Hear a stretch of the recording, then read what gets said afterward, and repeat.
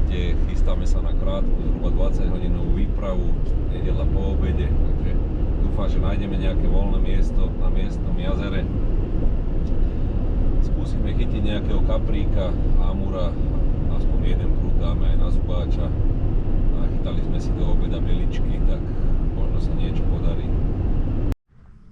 Miesto sme našli, čo je super, sem sa dvaja zmestíme luxusne, čo je troška nevýhoda, že všade pri vodách narážame na to isté, žiaľ Bohu, všade. Vieme to dať do sáčku, ale necháme to zavesené na strome, to je sila. A keďže na večer chceme ísť skúsiť uloviť nejakého amura, tak musíme preto spraviť niečo aj počas dňa. Ideme sa pozrieť, či nájdem niekde v okolí dozrievajúce mirabelky.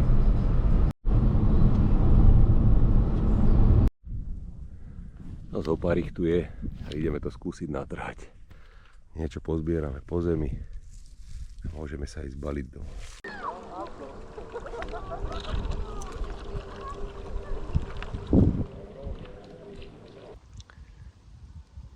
Prvý amur je na svete, zhruba nejakých 50 cm, ideme ho spustiť naspäť do vody.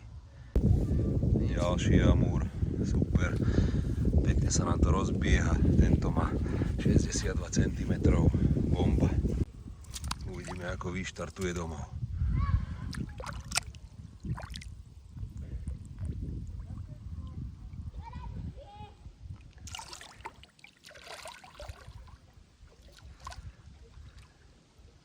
Sa mu tuším s nami páčilo.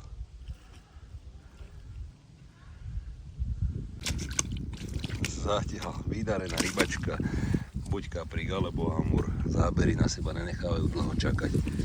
Pomaličky nám to ide, sme zvedaví, aká bude noc.